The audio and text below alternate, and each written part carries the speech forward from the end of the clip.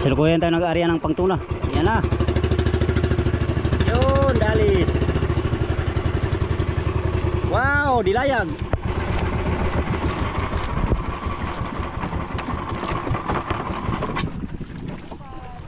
Ah, haya-haya.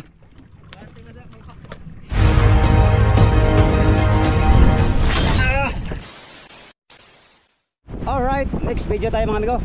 Panibagong video, panibagong adventure na naman tayo mga amigo, no? At ito yung unang adventure natin dito sa aming fishing ground. Pagkatapos nga namin nilaglag tong buya na to, yan, si Loverboy 05 na Julius Ivan.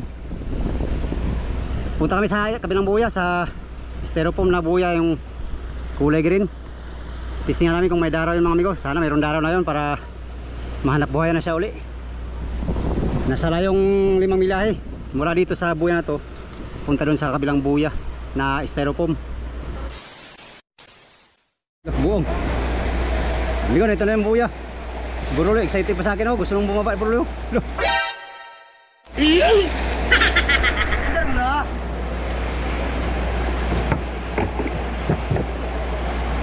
Layo pa kayo, Lord. Halawang milya pa, oh.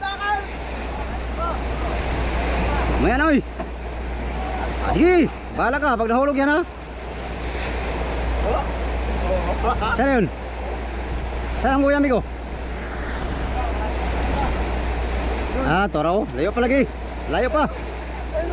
Malayo pa, Loy, oh. Sayang gasolina. Wala din naman tayong, hindi naman tayo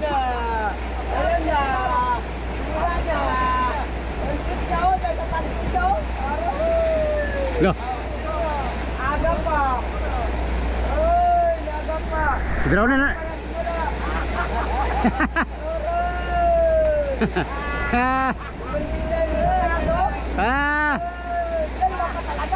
Da.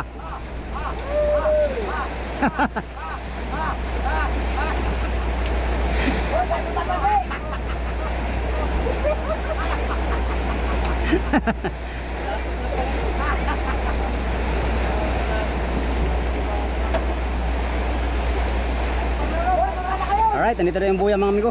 Abanti na kami. Unang baba natin na yun para maghanap buhay, no?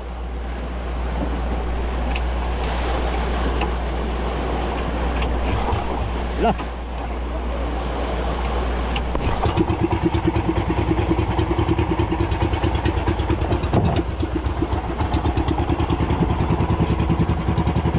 Gila ya.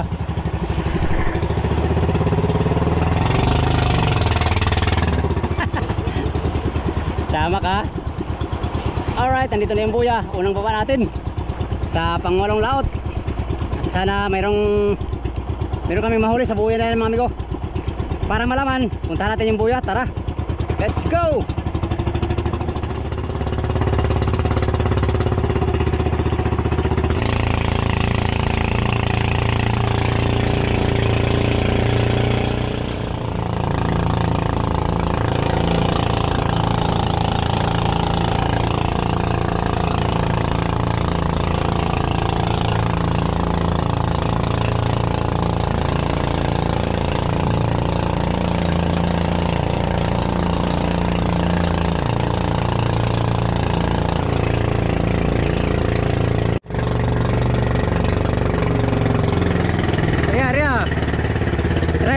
Try.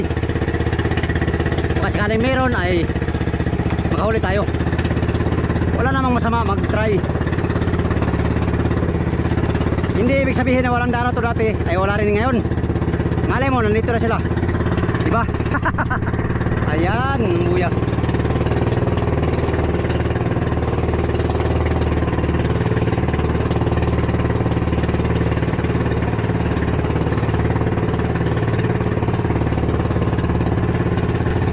Natin sa buya. Ayan mga kasama natin, sunod.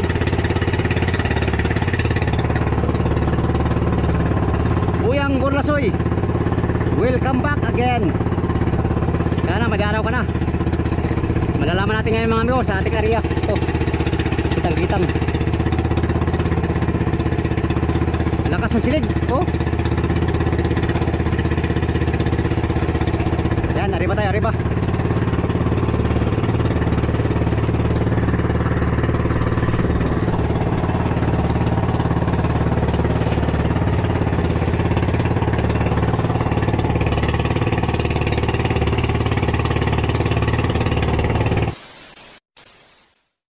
Ayan, datingan na yung mga kasama natin.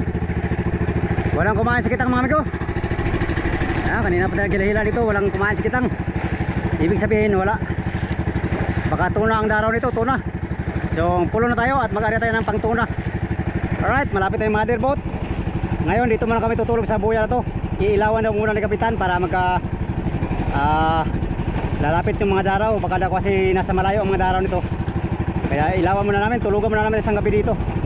Alright, pulon na tayo, pulon. Buyang Burlasoy, Julius Ivan 02.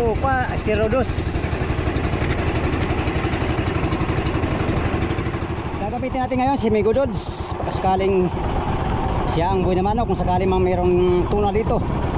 Mayroong nga sa dagat do, ay sa ano dong, sa libro nge. Unang area natin ngayon. At dahil namusit kami kagabi mga amigo, meron tayong pusit. Ito pusit natin. Yun nga lang mga barawan. Malalaki ang pusit natin, oh. Yan. Ito. Yan ang ating unang gagamitin sa ating unang hanap buhay dito sa unang guyang naratna natin. Puro una dong ah. Puro eh.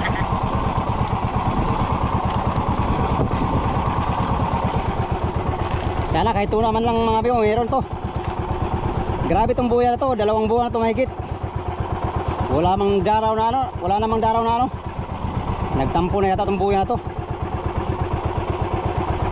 Nagtampo dahil pinapakulong to ng ano, kinulong to ng Pangulong dati. Yung mga isda hindi nahuli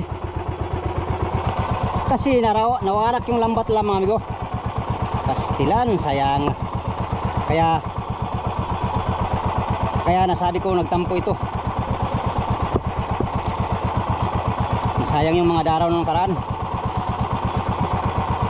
Yung hindi pa to kinulong ay daming daraw to mga amigo. Maraming daraw tong buhay na to. Yung hindi pa ito kinulong, dito kami halos makarami ka agad dati sa buhay na tong styrofoam. Ngayon hindi ko alam kung bakit nagkaganito. What is the reason behind of this? Tiyaw. English ang kadong. Anyway na naman. English na naman kadong Wala pa kay kuha dong in English ka na.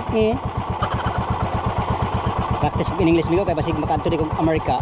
Amerika. Okay.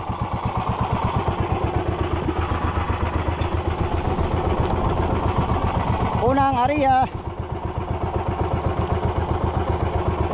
Ito ang unang area ni Migo Dods. Sana ay pagpapalain. Oh yeah. Mga kasama natin nagbuhay-buhay sila. Nagundak sila mga amigo, undak at nanghuli ng buhay-buhay. Tayo naman ay maglatak tayo ngayon para maiba naman. Sakaling katsamba tayo sa latak mga amigo.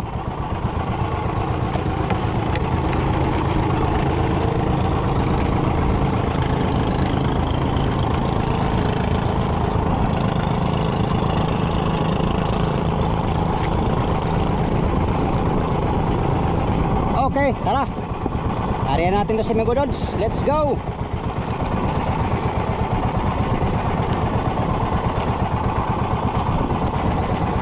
Tarets.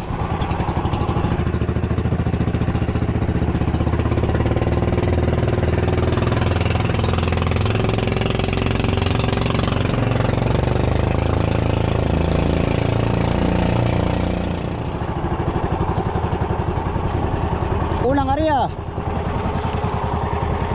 Muchas gracias amigos y amigas.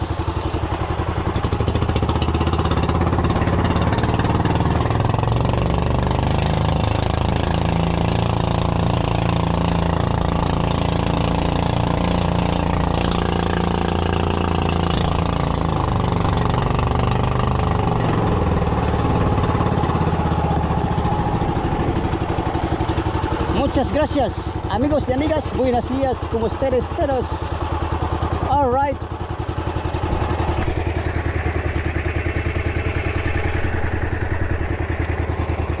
ang lahat ay sumusubok makahuli. Makahuli. Sumusubok mag-area mga amigo para makahuli. Yun ang ibig kong sabihin. Siyempre kararating natin dito sa Buya, kailangan natin subukan para malaman kung mayroong daraw o wala. Pag wala mga amigo ay wala tayong magawa.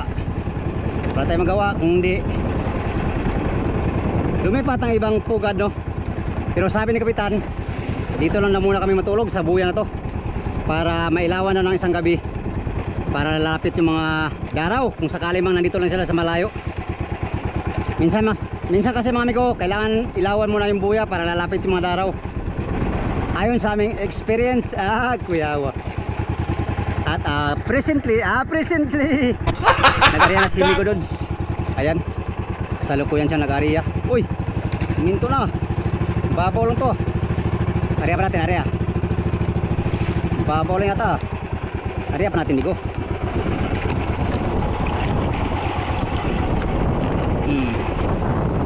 Natin, taliman natin sikin tadi pa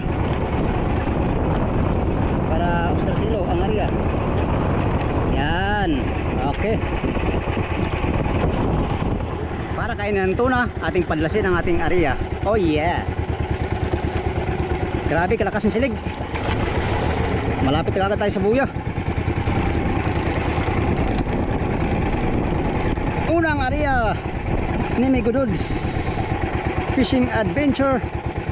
Sana pagpapalain kaming lahat dito. Naway kamtinan namin ang biyaya ng karagatan. Lalim pala to, 8 na. 8 ang una nating area. Sana ay makachamba ng big tuna, big eye kaya na malaki. Yan, good odds. Isa ka sa mga inasahan ko.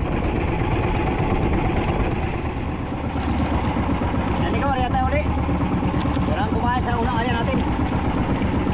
Kaya tayo ang bintari pa.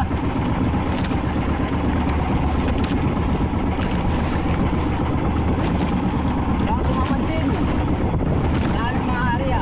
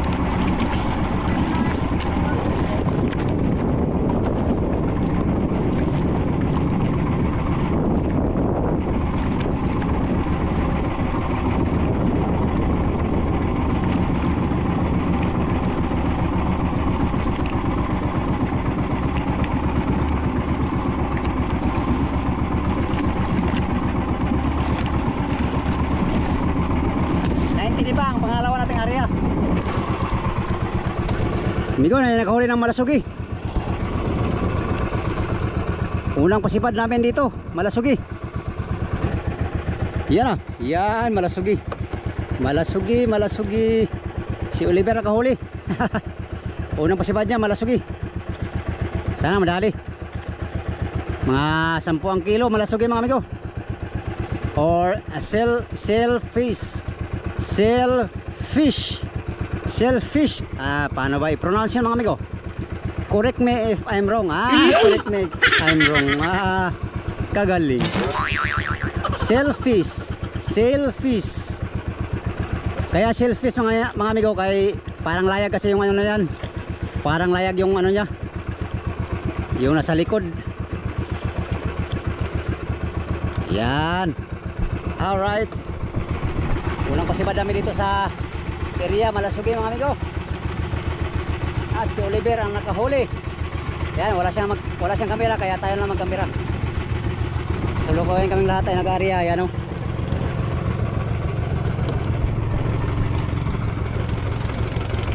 Ember, bigho! Lah, papunta sa atin. Patay, papunta sa atin. Baka talunan tayo mga amigo. Delikado matalunan tayo. Malikot pa man yung malasugi. Ayan. Ayan na po si Oliver. Salukuyan nagbibirada sa kanyang malasuging. Halak ka. Maliit lang yan amigo, maliit. Nasa mga 10 kilo. Ayos na rin yan. Padlas na yung ano yan. Bayad na yung bigas. Bigas. Ano yan? Bayad na yung ano, hornal sa yelo at saka hornal sa isda. Ayan o. Kasalukuyan siyang nagbibira. Ayaw na. Tumatalon-talon ka pa ha. Maliit ka lang naman. Kadalasan kasi sa mga maliit na mga isdang may nguso mga amigo. Nguso. May tuka. Tuka. May ano, sungay. Malikot. Kaya kunting ingat sa mga ano, maliliit na mga ganyan. Black marlin na maliliit. Shellfish, malasugi. Lalo na yung ano amigo, blue marlin. Napakalikot tong maliit. Talon-talon. Laka. Dito na tayo. Maya, dali din yan. Saglit na yan, oh. Malapit na. Oh, dali. Ayan. Ayan na. Kan Oliver, agoy. Katakbo pa. Nakatakbo pa siya. Lumalaban. Silukuyang lumalaban. Yung area natin, basagdaan natin. Atin lang bayaan mo na yung area natin amigo. Malayo pa naman sa buyaw.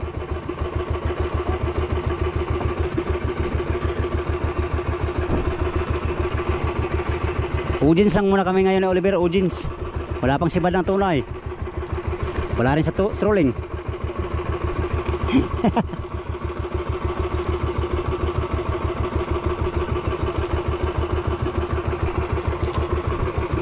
Silukuyan tayo nag-area ng pangtuna.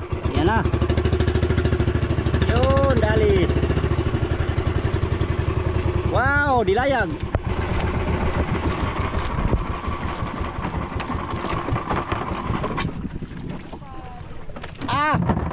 Haya. Unang biyaya. 10 kilong may pakpak. Hindi pa naging bigo no? Ayos na yan Mer, kaysa wala. Malaki na rin yan, mga 10 kilo mahigit. Unang biyaya namin dito sa buya na tong, sa buyang Burlasoy mga amigo. Yan. Dali na si Oliver ng ano, malasugi. Alright, sulukuyan kami naghihintay kung kakain yung mga tuna. Wala pa naman. Time check mga amigo, alas 3:46 na. At dumating kami dito ay alas 2. Bali isang oras na kami naglatak-latak dito. Ito palang huli namin, malasugi. Isang piraso. Yan, nadali na niya. Alright, thank you Lord sa blessing.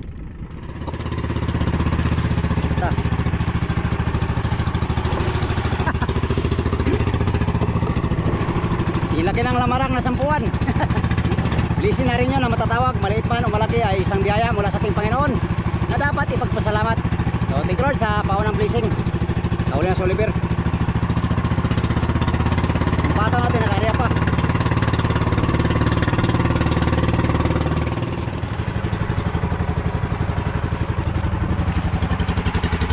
Area na naman tayo ulit mga amigo. Malapit na sa buya yung area natin.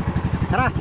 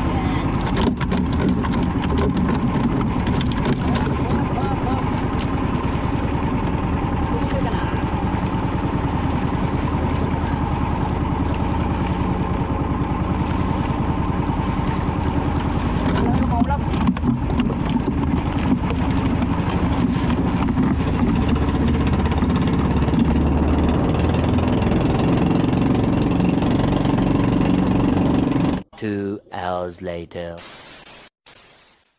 Yon mga amigo, hapon na. Time check, alas 5 ang oras at palubog na yung araw. Yan.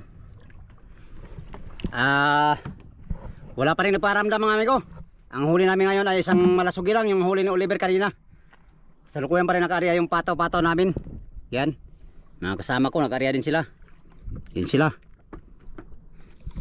Sa dami namin dito mga amigo ay kahit isang tuna ay wala kaming napasibad, no. Ibig sabihin walang walang daraw tong buya na to, tong burlasoy. Hindi ko alam mga amigo kung bakit wala tong daraw. 2 buwan na to mahigit simula nung ito ay kinulong. Walang daraw mga amigo, kahit mga maliliit, mga tulingan, mga yellowfin, wala. Grabe. Nagtampo yata tong buya na to dahil pinarihan ng Pangulong at yon, hindi na huli lahat. Si Migo Dods naka-area pa rin, no. Alright mga amigo, hapon na naman at yun lang muna for today's video ang ating adventure, no. Hanggang dito lang muna at update tayo sa bakal na buya bukas mga amigo. Testingan namin ito mamayang madaling araw kung maganda ang silig at sana mayroong kakain na, no, na mga big eye at saka kahit maging cute mga amigo, basta mayroong isda na mahuli. Unang araw ng adventure natin ngayon ay hindi tayo pinalad makahuli ng kahit anong isda. Ito lang pala isang piraso mga amigo, isang may imahe na maliit pang ulam. Yan lang ating nahuli sa trolling kanina. Grabe. Yan. Update na naman tayo sa next video mga amigo. Sa inyong lahat, magandang hapon, no. Bago ko tapusin tong video na to, maraming salamat sa inyong lahat, sa mga sulit kong supporters, subscriber, sa mga silent viewers, at syempre sa mga hindi nag-skip ng mga ads mga amigo. Maraming salamat sa inyong lahat. Mega love shoutout sa inyong lahat mga amigo. Hindi ko man kayo maisa-isang shoutout mga amigo, ay lubos akong nagpapasalamat sa inyong solid na suporta kay Migo Dudes Fishing Adventure. Alright, hanggang sa susunod na video mga amigo. Hanggang dito lang tong video na to. Maraming salamat sa inyong pagtanaw mga amigo ug pag-amping muntaran. Bye bye.